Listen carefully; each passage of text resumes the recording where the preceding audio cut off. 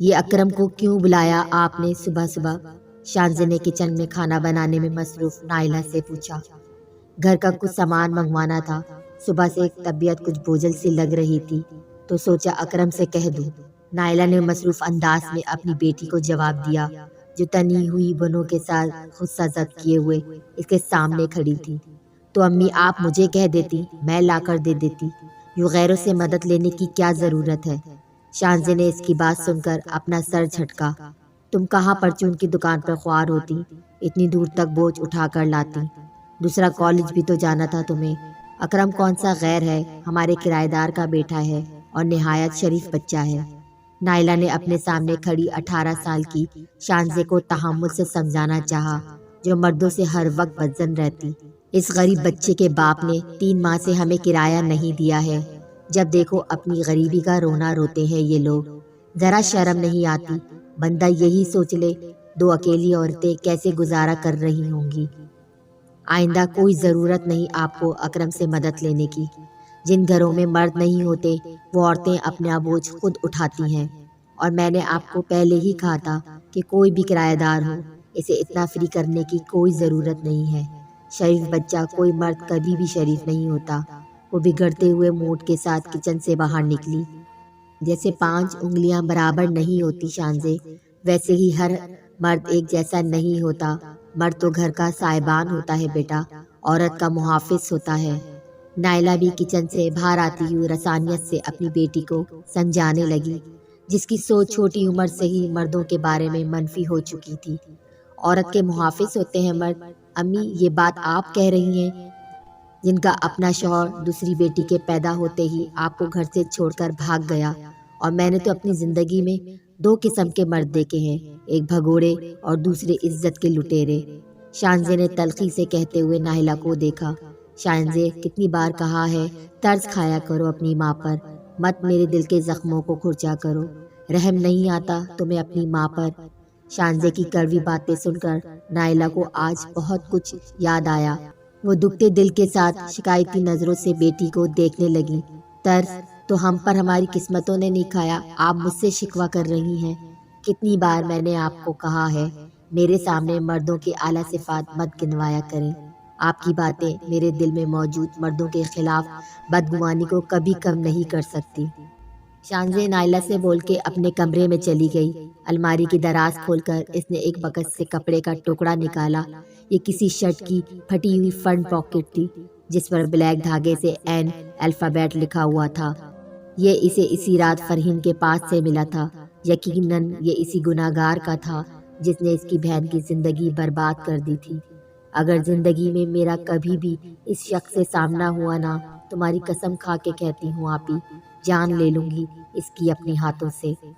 شانزے اس جیب کے ٹکڑے کو دیکھتے ہوئے بولی، آج اسے کالج نہیں جانا تھا کیونکہ انایا بھی آج کالج نہیں آنے والی تھی، مگر اب گھر میں ہونے والی تلخی کے باعث وہ کالج جانے کے لیے تیار ہونے لگی، جبکہ نائلہ اپنے آنسو صاف کرتے ہوئے دوبارہ کچن میں چلی گئی۔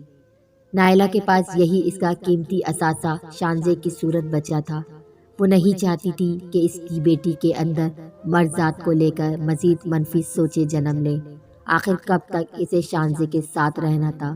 ایک نہ ایک دن اسے شانزے کی شادی کرنی تھی، مگر مردوں کو لے کر اس کی ذات میں تلخی اور سختی سے نائلہ بہت پریشان ہو جاتی۔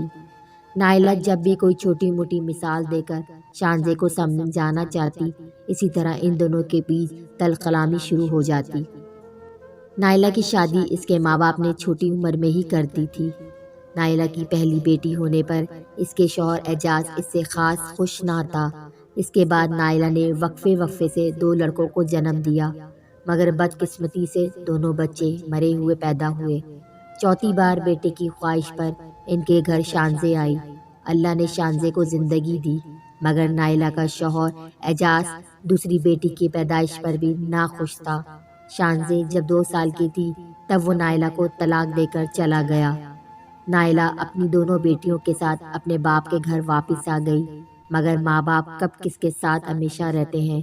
بیٹی کے غم میں نائلہ کے ماں باپ ایک کے بعد ایک دنیا سے چلے گئے۔ نائلہ نے حالات کا مقابلہ کرتے ہوئے دونوں بیٹیوں کو پڑھایا، خود اس نے کیٹرنگ کا کام شروع کر دیا۔ چھوٹی موٹی دعوتوں اور تقریبات کے آرڈر ملنے پر وہ گھر پر کھانا بناتی اور آفس ورکرز کے لیے روزانہ کھانا بناتی۔ کچھ کرائے کے پیسے آ جاتے جس سے اس کی گزر بسر ہو رہا تھا، مگر اچانک 6 سال پہلے رونما ہونے والے واقعے سے اس کی روح تک تڑپ گئی۔ فرحین کی یونیورسٹی سے کسی لڑکے نے اس کی بیٹی کے ساتھ بے رحمانہ سلوک کیا۔ اس دن کو آج بھی یاد کر کے نائلہ کا دل چھلنی ہو جاتا۔ اس واقعے کو 6 سال گزر گئے تھے، مگر آج بھی جب شانزے اور اس کے بیچ اس بات کا ذکر ہوتا تب اس کے زخموں سے لہو رسنے لگتا۔ ایک یہی بڑی وجہ تھی شانزے کی مرضات سے بدگمانی کی۔ آج کا دن ہی اچھا نہیں تھا، یا پھر اسے نائلہ سے لڑ کر اس طرح کالج نہیں آنا چاہیے تھا۔ جو بھی تھا، آج کالج آ کر وہ صحیح معنوں میں پچھتا رہی تھی۔ آدھے گھنٹے پہلے کالج میں 2 تنظیموں کے بیچ جھگڑا ہو گیا۔ جھگڑا ہونے کی صورت کالج میں پولیس کو بلانا پڑا۔ تصادم کے باعث گولیاں چلنے کی آواز آئی، جس کی صورت میں بہت سی لڑکیوں کو کالج کے 2nd فلور پر ایک بڑے ہال نما کمرے میں بند کر دیا گیا۔ مگر شانزے اس بات کو لے کر پریشان نہیں تھی۔ اس کی پریشانی کی وجہ 10 منٹ پہلے اکرم کی اس کے موبائل پر آئی ہوئی کال تھی، جس میں اس نے نائلہ کی طبیعت خراب ہونے اور بے ہوش ہونے کی اطلاع دی تھی۔ شانزے یہ خبر سن کر سچ مچ پریشان ہو گئی تھی۔ کتنی بار اس نے ہال کا دروازہ پیٹا مگر بے سود۔ نائلہ کے سوا اس کا دنیا میں کوئی نہیں تھا۔ وہ اس وقت کسی بھی طرح اپنی ماں کے پاس پہنچنا چاہتی تھی۔ پیچھے کے سائڈ کھلی کھڑکی کو دیکھ کر اس کے دماغ میں ایک ہی بات آئی، اے لڑکی، کیا پاگل ہو گئی ہو؟ واپس جاؤ اپنے کمرے میں۔ کانسٹیبل صدیق کی آواز پر نوفل نے اوپر دیکھا، جہاں صدیق ایک لڑکی سے مخاطب تھا جو کھڑکی سے باہر نکل چکی تھی اور اس وقت چھت پر چڑھی ہوئی نیچے کودنے کا سوچ رہی تھی۔ نوفل اگر آگے بڑھ کر اسے نہ تھام لیتا تو شانزے زمین پر بوس ہو چکی تھی۔ نوفل نے اپنی گود میں اس لڑکی کو دیکھ رہا تھا جس نے ڈر کے مارے اپنی آنکھیں بند کی ہوئی تھی، جبکہ شانزے جس نے بنا سوچے سمجھے چھلانگ لگاتے ہوئے آنکھیں بند کی تھیں، اب وہ آہستہ آہستہ آنکھیں کھولنے لگی۔ واہ سر، آپ کو تو پولیس کی بجائے کرکٹ میں ہونا چاہیے، قسم سے کیا کیچ پکڑا ہے۔ شانزے اپنے آپ کو اس بےہودہ انسپیکٹر کی گود میں دیکھ کر پہلے ہی اس کی درگت بنانے کا سوچ رہی تھی۔ پاس کھڑے کانسٹیبل کی بات سن کر مزید تپ گئی۔ اے، یہ کیا باپ کا مال سمجھ رکھا ہے؟ اتارو مجھے اپنی گود سے۔ وہ شانزے کو اٹھائے اسے غور سے دیکھنے میں مگن تھا۔ اس کی بات سن کر ایک دم ہوش کی دنیا میں آیا اور شانزے کو نیچے اتارا۔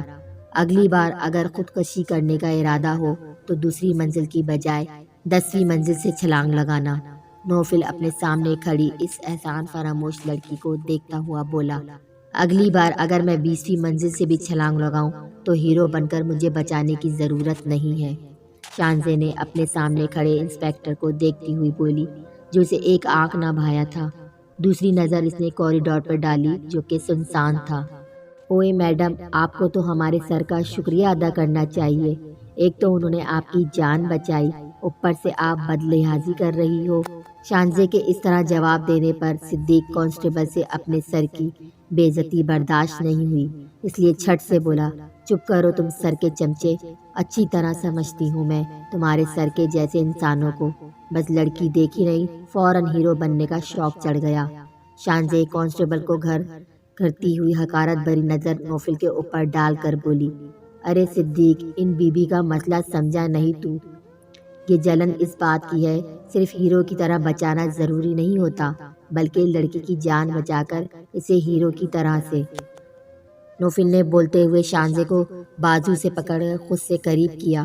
اس سے پہلے وہ کوئی ہیر والا عملی مظاہرہ کرتا، شانزے نے ایک تھپڑ اس کے منہ پر جڑ دیا۔ نوفل کا مقصد شانزے کے ساتھ کچھ غلط کرنا نہیں تھا، وہ صرف اسے ڈرانا چاہتا تھا تاکہ اس کی زبان کو بریک لگے، مگر اپنے منہ پہ پڑنے والے تھپڑ سے ایک دم اسی کو بریک لگ گیا۔ وہ تو شکر تھا کہ کوریڈور میں اس وقت کوئی موجود نہیں تھا، یہ تماشا کسی اور نے نہیں دیکھا، مگر وہاں موجود کانسٹیبل جو کہ کسی فلمی سین کے انتظار میں ان دونوں کو غور سے دیکھنے میں مصروف تھا، نوفل کے منہ پر تھپڑ پڑتے ہوئے دیکھ کر وہ کھانستا ہوا وہاں سے رفع دفع ہو گیا۔ کیا سمجھ رکھا ہے تم نے مجھے؟ اگلی بار ہاتھ لگا کر بتاؤ، پھر بتاؤں گی تمہیں اچھی طرح سے۔ شانزے نوفل کو غصے میں گھورتی ہوئی وہاں سے جانے لگی، تبھی نوفل نے اس کا بازو پکڑ کر اسے دائیں جانب دیوار پر دھکا دے دیا۔ شانزیں دیوار سے جا لگی۔ تبھی نوفل نے اپنے دونوں ہاتھ اس کے دائیں اور بائیں جانب رکھ کر شانزے کا فرار ہونے کا راستہ بند کیا۔ میں چاہتا ہوں تو مجھے اگلی بار نہیں، ابھی اور اسی وقت بتاؤ۔ نوفل اس کے مزید قریب آتا ہوا بولا۔ دور رہو مجھ سے، نہیں تو مار ڈالوں گی میں تمہیں۔ شانزے کی آنکھ میں پانی جمع ہونے لگا، مگر وہ بے خوفی سے نوفل کی آنکھوں میں آنکھیں ڈال کر بولی۔ نوفل بہت غور سے اس کا بے خوف روپ دیکھ رہا تھا۔ اس وقت کوریڈور سنسان تھا، وہ اس کے ساتھ کچھ بھی کر سکتا تھا، اور اس سچویشن میں کوئی اور لڑکی ہوتی تو یقیناً ڈر بھی جاتی، مگر اس لڑکی میں نوفل میں کچھ خاص بات لگی۔ اس کی آنکھوں میں نمی بے بسی کے باعث تھی، مگر وہ نوفل سے خوف کھائے بغیر اس کی آنکھوں میں دیکھ رہی تھی۔ انٹرسٹنگ، نوفل کہتا ہوا پیچھے ہٹا۔ شانزیں تیز قدم اٹھاتی ہوئی کوریڈور سے جانے لگی۔ نوفل دور تلک اس کو دیکھتا رہا۔ پولیس باقی کے حالات پر قابو پا چکی تھی۔ اب کلاس روم میں موجود طالبہ کو کلاس سے باہر نکالا جا رہا تھا۔ اف، تم دونوں تو گھر میں بھی آفس کی باتیں کرتے رہتے ہو۔ ثروت نے تنگ آ کر نہال اور نمیر کی طرف دیکھا، جو کہ کافی دیر سے اپنی ہی باتوں میں مصروف تھے۔ جبھی تو کہتا ہوں جلدی سے منال کو یہاں پر لے آئیں، آپ کی بوریت بھی دور ہو جائے گی اور میرا برسوں پرانا شادی کا خواب بھی پورا ہوگا۔ نمیر سنگل صوفے سے اٹھ کر ثروت کے برابر میں آ کر بیٹھا، جس پر نہال اور ثروت دونوں مسکرا دیے۔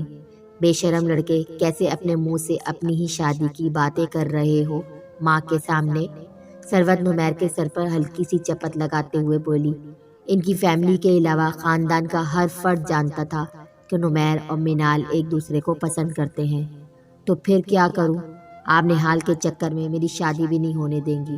اس کو تو قیامت تک ویسے بھی کوئی لڑکی پسند نہیں آنے والی، ایسے ہی بڈھا ہو جائے گا یہ۔ نمیر لاڈ سے ثروت کی گود میں لیٹتا ہوا بولا۔ مرا جا رہا ہے ماما کی شادی کے لیے، آپ ایسا کریں کل ہی خالہ جانے کے بعد جا کر اس بے صبرے کا رشتہ کرا دیں۔ نہال مسکراتا ہوا ثروت کو مشورہ دینے لگا۔ اس کے رشتے کی پہلے کیوں بات کروں گی؟ تم اس سے 1 سال بڑے ہو، پہلے تمہاری دلہن اس گھر میں آئے گی اور پھر بعد میں اس بے صبرے کی باری آئے گی۔ جلدی سے بتاؤ اگر کوئی لڑکی نظر میں ہے تو۔ ثروت کی بات سن کر نہال کچھ بولتا، اس سے پہلے نمیر بول پڑا۔ ماما، معلوم تو ہے آپ کو اپنے اس جوان جہاں بیٹے کے بارے میں۔ دنیا کے آدھے سے زیادہ لڑکیوں کو تو یہ اپنی بہن مانتا ہے۔ اب آپ ہی اس کے بارے میں کچھ سوچیں تاکہ میرا بھی نمبر جلد آ جائے۔ نمیر نے ثروت کی گود میں لیٹتے ہوئے اسے مشورہ دیا، جس پر ثروت مسکرا دی، جبکہ نہال نمیر کو گھور کر دیکھنے لگا۔ مجھے تو فرمان کی بھانجی عنایا بہت پسند ہے، ہر لحاظ سے وہ سوٹ کرے گی نہال کے ساتھ، خوبصورت ہے اور بہت فرمانبردار بچی ہے۔ ثروت نے اپنے بیٹوں کے سامنے اپنی چوائس رکھی۔ وہ دونوں ہی حیرت سے ثروت کو دیکھنے لگے۔ یاہو، یعنی کہ آپ اپنی دونوں بہوؤں کو ایک ہی گھر سے لانے کا ارادہ رکھتی ہیں؟ مان گئے بھائی، نمیر نے ثروت کو داد دینے والے انداز میں کہا۔ مگر ماما عنایا، نہال ثروت کی بات پر چپ ہو گیا۔ کیوں، تمہیں پسند نہیں ہے عنایا؟ اگر کوئی اور پسند ہے تو بتاؤ، میں تمہاری چوائس کو اہمیت دوں گی پہلے۔ ثروت نہال کو چپ دیکھ کر بولی۔ ایسی بات نہیں ہے مما، وہ اچھی ہے مگر کافی چھوٹی ہے، میرا مطلب ہے وہ منال سے بھی چھوٹی ہے۔ نہال کی نظروں کے سامنے عنایا کا حسین چہرہ گھوم گیا۔ بلا شبہ وہ حسین تھی اور بہت معصوم اور کم گو بھی، مگر وہ اسے کوئی چھوٹی سی بچی لگتی تھی۔ 3 سال پہلے ہی تو عنایا کے ایگزامز کے دوران فرمان کے کہنے پر اسے پڑھایا کرتا تھا، تب وہ سعادت مندی سے سر نیچے جھکائے اس سے پڑھتی تھی۔ ویسے بھی اگر ان دونوں کا سامنا ہو جائے تو سلام کے علاوہ وہ نہال سے کوئی ایکسٹرا بات نہیں کرتی تھی، اور نہ کبھی نہال نے خود ایسی کوشش کی۔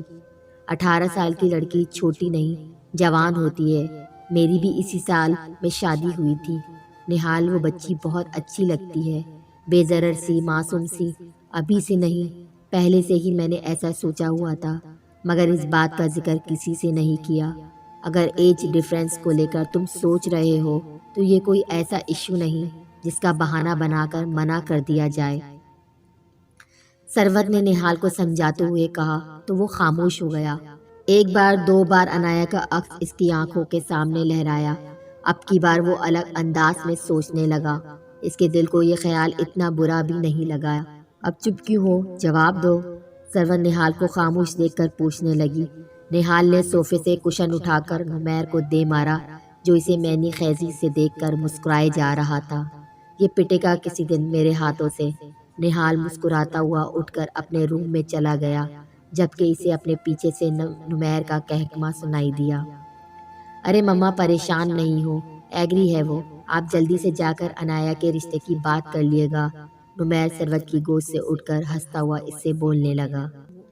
کیا تم نے اس پولیس والے کے منہ پر تھپڑ مار دیا؟ انایا آج کالج آئی تو شانزے نے اسے کل والا قصہ سنایا، جس پر انایا تقریباً چیختی ہوئی بولی۔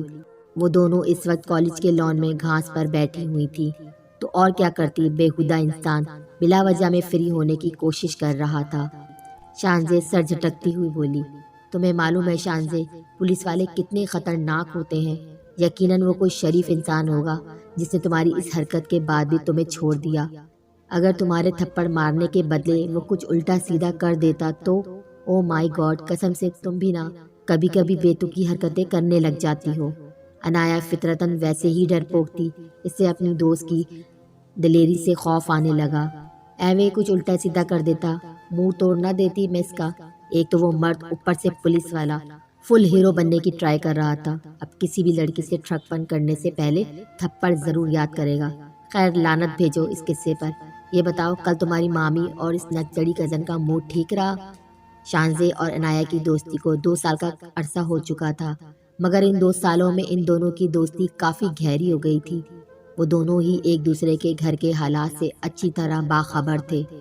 میں کوشش کرتی ہوں مما پاپا کی برسی والے دن کمرے سے باہر ہی نہ نکلوں، کل بھی میں نے ایسا ہی کیا تھا۔ انایا شانزے کو بتاتی ہوئی گھاس پر رکھے نوٹس سمیٹنے لگی، کیونکہ اب کلاس کا ٹائم ہونے والا تھا۔ یوں منہ چھپا کر بیٹھ جانا کوئی مسئلے کا حل نہیں ہوتا انایا، کتنی بار میں نے تم سے کہا ہے تھوڑا اسٹرانگ بنو اور اپنے اندر کے کانفیڈنس کو پیدا کرو۔ مانا کہ وہ تمہارے پیرنٹس کا گھر نہیں ہے، ماموں کا گھر ہے، مگر اس کا یہ مطلب ہرگز نہیں ہے کہ تمہاری مامی اور وہ نکچڑی بات بات پر تمہیں باتیں سنائے۔ شانزے کا 2 بار ہی کالج سے انایا کے گھر جانا ہوا تھا، تبھی اس نے عشرت اور منال کا انایا کے ساتھ تحقیر بھرا رویہ دیکھا۔ وہ تب سے ہی انایا کو اسی طرح نصیحت کرتی رہتی۔ اصل بات یہی ہے کہ وہ گھر میرے پیرنٹس کا نہیں، ان لوگوں کا ہے۔ خیر چلو کلاس کا ٹائم ہو گیا ہے، انایا نے شانزے سے کہا تو شانزے نے بھی کلاس لینے کے ارادے سے کھڑی ہو گئی۔ انایا کالج سے چھٹی کے وقت جب انایا کالج سے باہر نکل کر گاڑی تلاش کر رہی تھی تو پیچھے سے کسی نے پکارا، نہال بھائی آپ یہاں، کیسے ہیں آپ؟ انایا نے پلٹ کر دیکھا تو نہال کو کھڑا پایا۔ اس نے چونکنے کے ساتھ خیریت بھی پوچھی۔ میں ٹھیک ہوں، کار وہاں کھڑی ہے، آؤ میں ڈراپ کر دیتا ہوں، نہال نے انایا کو دیکھتے ہوئے کہا۔ وہ ڈرائیور آتا ہی ہوگا، انایا نے جھجکتے ہوئے کہا۔ ڈرائیور کو تو میں واپس بھیج چکا ہوں، نہال نے اسے دیکھتے ہوئے بتانے لگا۔ مگر کیوں؟ انایا نے حیرت سے پوری آنکھیں کھول کر دیکھا۔ میں نے سوچا تمہیں میں ڈراپ کر دوں، اس لیے اسے بھیج دیا، لیکن اگر تم میرے ساتھ نہیں جانا چاہتی تو کوئی بات نہیں، میں اسے واپس بلا لیتا ہوں، وہ راستے میں ہی ہوگا۔ نہال نے بولنے کے ساتھ ہی اپنا موبائل پاکٹ سے نکال کر ڈرائیور کو کال کرنے لگا۔ ارے نہیں رہنے دیں، انایا ایک دم سے بولی۔ نہال کال کاٹ کر اسے دیکھنے لگا۔ میرا مطلب تھا اٹس اوکے، آپ ہی چھوڑ دیں مجھے گھر۔ نہال کے دیکھنے پر انایا جلدی سے بولی، اسے ڈر تھا کہیں وہ برا ہی نہ مان جائے۔ اس کے ساتھ جانے میں ایسی کوئی قباحت بھی نہیں تھی، آخر کو وہ مامی کے بھانجے اور اس کے ٹوٹر بھی رہ چکے تھے۔ سیٹ بیلٹ باندھ لو، نہال اپنی سیٹ پر بیٹھا تو انایا سے کہتا ہوا کار سٹارٹ کرنے لگا۔ یہ نہیں بند ہو رہی۔ کوشش کے باوجود جب انایا سے بیلٹ نہیں لگی تو انایا نے شرمندہ ہوتے ہوئے کہا، دکھاؤ۔ نہال بولنے کے ساتھ سیٹ بیلٹ لگانے لگا۔ انایا سانس روکی ہوئی بالکل اسٹریٹ ہو گئی۔ نہال نے پوری احتیاط کے ساتھ انایا کو اس کی انگلیاں نہ ٹچ ہوں اس کی بیلٹ باندھ دی۔ تمہاری عادت ابھی تک نہیں بدلی، مجھے آج بھی اچھی طرح یاد ہے، 3 سال پہلے جب تمہیں نومیریکل سمجھ میں نہیں آتے تھے تو تم اسے سمجھنے کی کوشش چھوڑ دیتی تھی، نہال نے کار ڈرائیو کرتے ہوئے انایا کو دیکھ کر کہا، جس پر انایا مسکرا دی۔ آپ کو کتنا غصہ آتا ہوگا نا اس وقت۔ انایا کو وہ وقت آنے لگا جب انایا کے 10ویں بار کہنے پر کہ مجھے سمجھ میں نہیں آیا، نہال بغیر غصے کیے اسے 11ویں بار سمجھا رہا ہوتا۔ نہیں، مجھے غصہ بہت کم کسی بات پر آتا ہے۔ نہال ڈرائیو کرتے ہوئے انایا کو دیکھ کر بولا، پھر دونوں ہی اپنی اپنی جگہ چپ ہو گئے۔ چاکلیٹ، نہال نے ڈیش بورڈ سے چاکلیٹ نکال کر انایا کی طرف بڑھائی۔ تھینکس، آپ کو کیسے پتہ چلا مجھے چاکلیٹ پسند ہے؟ انایا نے نہال سے چاکلیٹ لیتے ہوئے پوچھا۔ ہر لڑکی کو ہی پسند ہوتی ہے، تو مجھے لگا تمہیں بھی اچھی لگتی ہوگی، نہال نے اسے بغیر دیکھے جواب دیا۔ نہال کے جواب میں انایا نے کچھ بھی نہیں کہا۔ کار میں ایک بار پھر خاموشی ہو گئی۔ تمہاری اسٹڈی کیسی چل رہی ہے؟ کوئی پرابلم تو نہیں ہے تمہیں؟ اس بار بھی سوال نہال نے ہی پوچھا۔ نہیں، کوئی پرابلم نہیں، اچھی چل رہی ہے اسٹڈیز۔ انایا ہاتھ میں موجود چاکلیٹ کو الٹ پلٹ کرنے لگی۔ اگر کبھی کوئی پرابلم ہو تو تم بغیر جھجک کے مجھ سے ہیلپ لے سکتی ہو، نہال نے اسے دیکھتے ہوئے کہنے لگا۔ شیور، انایا مسکرا کر اسے دیکھتی ہوئے بولی اور پھر کھڑکی سے باہر دیکھنے لگی۔ شاید آج زندگی میں پہلی دفعہ نہال نے اس سے اتنی باتیں کر رہا تھا۔ اس سے پہلے تو وہ سلام کا جواب دینے کے علاوہ اور کوئی دوسری بات نہیں کرتا تھا، یہاں تک کہ پڑھنے کے دوران بھی اس نے کبھی کوئی فالتو بات نہیں کی تھی، اور آج وہ اتنا فرینک ہو رہا تھا، انایا کی سمجھ سے باہر تھا۔